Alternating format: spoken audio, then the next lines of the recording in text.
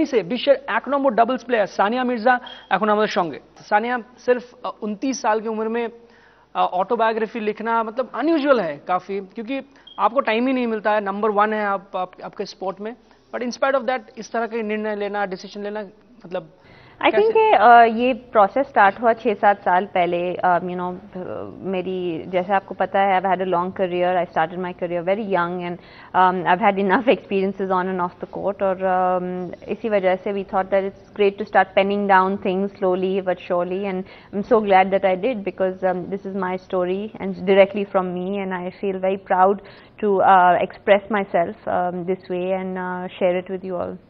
जैसे कि फैंस का कहना है कि भारतीय स्पोर्ट के सबसे कैरिज्मेटिक जो कैरेक्टर्स है उनमें से एक आप हैं। तो कोर्ट में देखने को मिलता है कभी इमोशंस, कभी एग्रेशंस, एरोगेंस, कभी पम्प्ड अप। तो बुक में जो, मतलब किताब में जो लिखा गया है, उसमें जो रीडर्स हैं उनको क्या देखने को मिलेगा? सभी, आई थिंक वो सारी चीज़ें and more, because I think that it will show me as a person जैसे मैं हूँ, बिकॉज आई थिंक कि what I am on the outside a lot of the times as celebrities we can't be totally open as to who we are, लेकिन we always have a little bit of shield हमारे सामने। तो मैंने try किया है कि to be as honest as I can, to try and express myself as best as I can, and yeah, hopefully you all will like it.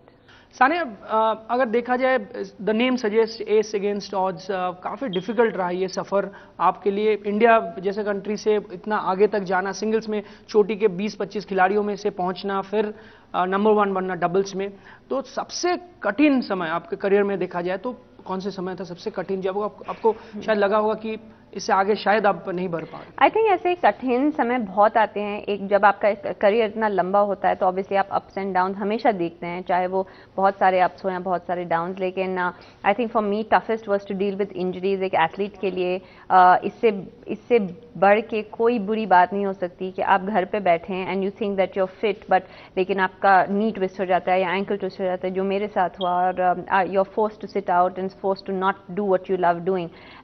मेरे लिए 2010 में रिस्ट की वजह से मैं 5-6 महीने नहीं खेल पाई थी। मुझे लगा था कि मेरा करियर ख़त्म हो गया, मैं डिप्रेशन में चली गई थी लिटरली। तो ये समय मेरे लिए हमेशा जो इंजरी वाला समय था, लेकिन ये पर्टिकुलरली 2010 वाला समय वाज वेरी डिफिकल्ट। सानिया, अगर मेंस डबल्स देखा जाए तो जो चोटी के खिलाड़ी है, टॉप के खिलाड़ी है, वो नहीं खेलते हैं। तो ये कहा जाता है कि मेंस डबल्स में टॉप के खिलाड़ी नहीं खेलते, इस वजह से मतलब जो डबल्स प्लेयर्स को जो सक्सेस मिलता है वो थोड़ा मतलब उतना वैसे नहीं देखा जाता। लेकिन विमेंस डबल्स को देखा जाए तो टॉप के सारे खिलाड़ी उसमें खेलते हैं। तो कितना डिफिकल्ट होता है इसमें कि विलियम्स सिस्टर्स खेल रहे हैं, विक्टोरिया अजरंका खेल रही है, टॉप के सारे खिलाड़ी खेल रही है। आई थिंक आपने जैसे कहा, बिल्कुल सही कहा, क्योंकि विमेंस डबल्स में चाहे वो आज जैसे मैं और मार्टिना जो अब डबल्स खेलते हैं, लेकिन हमेशा सिंगल्स पहले खेलते थे एंड वी वर टॉप 30 और she was number 1 in the world. वैसे ही कई सारे प्लेयर्स हैं जो करंट टॉप 10 या टॉप 20 इन सिंगल्स है या हो चुके हैं।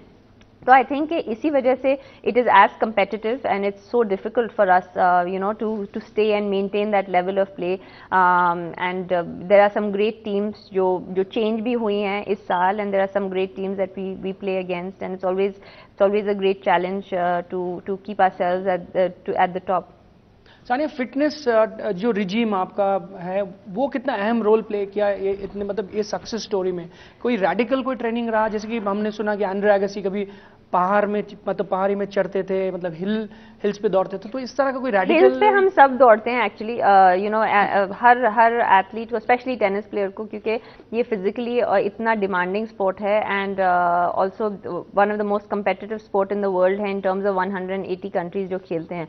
तो we all have radical training, चाहे वो सीढ़ियों पे भागना हो, चाहे वो वेट्स पीछे लगा के भागना हो, चाहे विंडशील्ड पीछे लगा के भागना हो या हिल पे भागना हो, we all do that. And I think maybe जब एंड्रे करते थे तब शायद उतने ज़्यादा लोग नहीं करते होंगे, आई डोंट नो, लेकिन अब एवरी टेनिस प्लेयर आप देखें has a different kind of routine, वो सब करते हैं, plus they play tennis, plus they do maybe yoga, stretching. तो there is no limit to how fit you can be as a tennis player, because the game is just evolving every day, and tennis players are just getting fitter and fitter every day.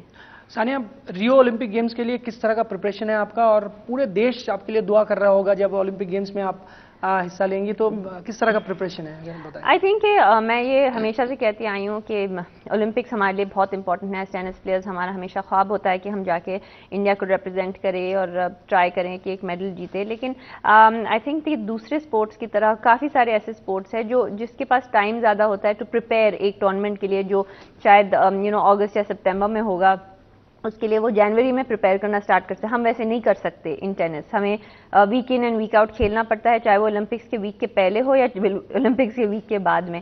तो preparation वैसे ही होगा जैसे हर tournament का होता है, जैसे हर Wimbledon या हर US open का होता है।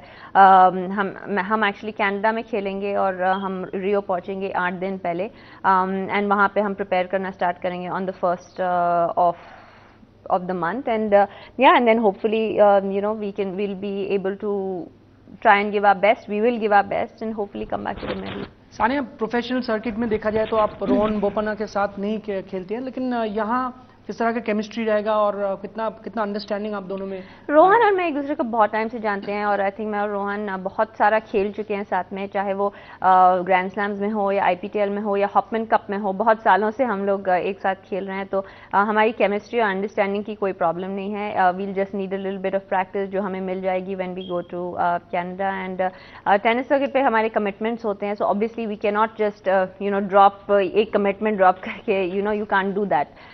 तो इसी वजह से, लेकिन yeah we are looking forward to going after Canada and practising for 1 week and playing at Rio. Sania, अगर देखा जाए तो मार्टिना हिंगिस के साथ आपका जोड़ी पिछले 3 साल में हर वो सक्सेस लाया जो मतलब एक टेनिस प्लेयर ड्रीम मतलब सपने में सोच सकती है, लेकिन यहाँ शायद मार्टिना हिंगिस के खिलाफ आपको खेलना पड़े क्योंकि वो रॉजर फेडरर के साथ खेल रही है। तो किस तरह का प्रिपरेशन है अगर वो फेस ऑफ हुई तो? आई थिंक मार्टिना के अगेंस्ट खेलना हम दोनों के लिए actually one of the toughest things होता है, because we know each other in and out, चाहे वो हमारी गेम हो, चाहे वो एक दूसरे की नेचर हो या कैसे रिएक्ट हम करते हैं इन tough moments, in good moments. लेकिन आई थिंक अगर होना ही है तो हम दोनों यही कहते हैं और we laugh about it and say if we have to play hopefully it will be in the final that we play against each other.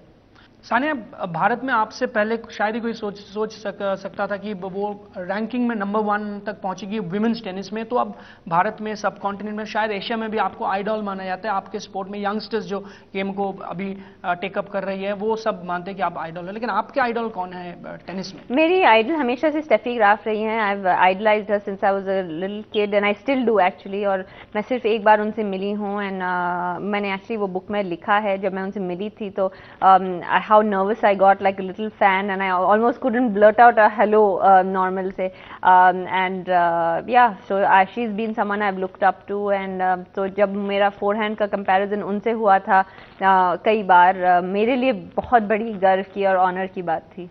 लेकिन एक ऐसे खिलाड़ी आपका फोरहैंड को लेके काफी प्रेज किया इससे पहले, वो है सेरेना विलियम्स।